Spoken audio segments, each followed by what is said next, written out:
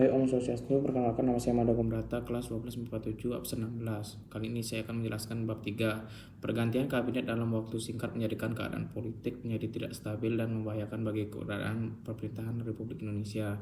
Untuk mengatasi permasalahan tersebut, muncul gagasan melaksanakan model pemerintahan demokrasi terpimpin dengan cara kembalinya Undang-Undang Dasar 1945. Pada tanggal 5 Juli 1959, Presiden Soekarno mengeluarkan dekret yang dikenal dengan Dekret Presiden 5 Juli 1959. Adapun isi dari dekret presiden tersebut adalah dibubarkannya konstitut, berlakunya kembali Undang-Undang Dasar 1945 dan tidak berlangsungnya Undang-Undang Dasar 1950. Berlakunya kembali UUD 1945 melalui dekret presiden 5 Juli diterima baik oleh rakyat Indonesia bahkan DPR. Dengan dikeluarkannya dekret presiden 5 Juli 1959, berakhirlah demokrasi liberal dan digantikan dengan demokrasi terpimpin. Demikian pula mulai saat itu sistem diganti menjadi kabinet presidensial. Pemerintahan demokrasi terpimpin bertujuan untuk menata kembali kehidupan politik dan pemerintahan yang tidak stabil pada masa demokrasi liberal berdasarkan Undang-Undang Dasar 1945. Namun pada perkembangannya, pada demokrasi terpimpin justru terjadi pelanggaran-pelanggaran terhadap Undang-Undang Dasar 1945 dan pemerintahan cenderung menjadi sentralistik karena terpusat pada presiden saja. Pembahasan Irian Barat. Irian Barat yang kini dikenal sebagai Papua memiliki sejarah panjang. Sebelum kembali bergabung dengan Indonesia, detik-detik masuknya Irian Barat ke Indonesia bermula pada 11 Juni 1964 lalu ketika Indonesia dan Belanda sepakat untuk membentuk komisi bersama. Belanda mengakui kemerdekaan Indonesia dalam perjanjian pengakuan kedaulatan pada Desember 1949. Meski enggan melepaskan Papua, Belanda dalam perjanjian itu menyebut bahwa wilayah Irian Barat akan dibicarakan setahun dalam pengakuan kedaulatan. Setahun berlalu, pada 1950, Belanda masih menolak melepas Irian Barat. Alasannya wilayah ini merupakan daerah yang kaya atas sumber daya alam, khususnya di bidang pertambangan. Lalu Presiden Soekarno tidak tinggal diam aja. Perjuangan diplomasi kemudian dilakukan khususnya setelah Indonesia mendapatkan dukungan dari negara-negara peserta Konferensi Asia Afrika atau disebut KAA. Di sisi lain, Belanda juga mulai mencari dukungan khususnya dari Amerika Serikat agar Irian Barat tetap berada dalam kekuasaannya hingga pada 1960 tidak ada perkembangan positif pemerintahan Belanda. Di saat yang sama PBB yang telah merubah penyelesaian Irian Barat dalam pembuahan hasil. Alhasil, pada 1961 Presiden Soekarno memutuskan hubungan diplomatik dengan Belanda dan mulai mempersiapkan operasi militer untuk merebut Irian Barat. Saat itu pemerintahan Trikomando Rakyat untuk membagikan semangat rakyat. Pada 15 Januari 1962, sebuah pertemuan pecah di Laut Arafuru, Irian Barat, yang mana dalam pertempuran tersebut pahlawan nasional Komodor Yosudarso gugur. Kita berantara Irian Barat untuk melakukan serangan darat. Dunia yang melihat kondisi tersebut cemas. Sekjen PBBU menunjukkan Duta Besar AS menjadi mediator Indonesia dengan Belanda. Pada 15 Agustus 1962 ditandatangani oleh perjanjian yang dikenal dengan Perjanjian New York yang menandatangani oleh Menteri Luar Negeri Indonesia Subadriu dan delegasi Belanda Van Royal.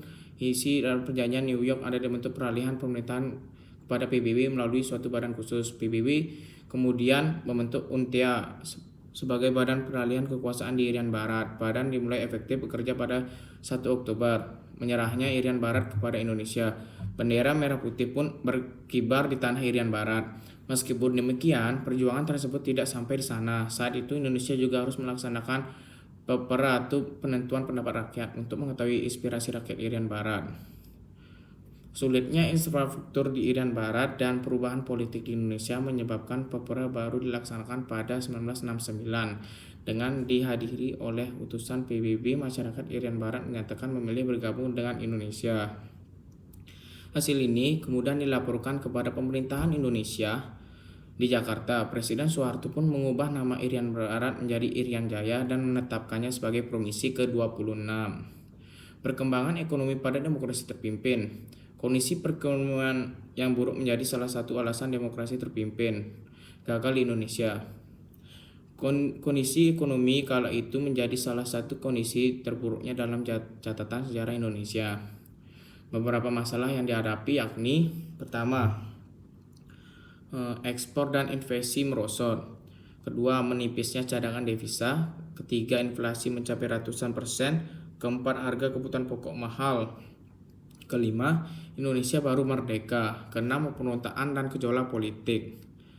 Ketujuh, Indonesia berkonfrontasi dengan Malaysia dan negara-negara barat lainnya. Ke-8, anggaran negara dihamburkan. Ke-9, kebijakan yang dikeluarkan gagal untuk menyelamatkan perekonomian pada masa demokrasi terpimpin. Baru 15 tahun merdeka, perekonomian masih sangat lemah. Kondisi politik saat itu bergejolak, berbagai pemberontakan terjadi di daerah pemberontakan dan gejolak ini membuat aktivitas perekonomian terganggu. Kebijakannya untuk berkonfrontasi dengan Malaysia sejak 1961 berdampak pada perekonomian. Sikap keras itu dipengaruhi dengan keputusan Indonesia keluar dari persilangan PBB pada 1965. Kegiatan ekspor pun terhenti. Akibatnya sejak tahun 1961 negara harus membiayai kekurangan neraca pembayaran cadangan emas dan devisa. Selang waktu, Malaysia dan negara-negara barat melayani dan hawaan dalam The Indonesia Economy, artinya facing a new era. Mencatat krisis ekonomi ini berlangsung sejak 1960. Lebih dari itu, Soekarno justru makin gencar mengamburkan uang negara untuk menunjukkan kehebatan Indonesia. Biaya pemerintahan untuk proyek politik seperti Games of the New Emerging Forge pada 1963, Forge pada 1965 membengkak. Buruknya perekonomian, besarnya defisit anggaran belanja, situasi moneter yang makin parah ditandai dengan laju inflasi yang tinggi.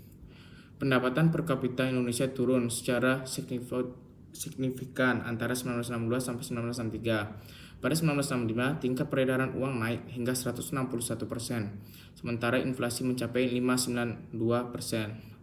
Bantuan asing berhenti karena Soekarno menolak bantuan dana sebesar 400 juta dolar AS dari IMF. Investasi juga merosot tajam.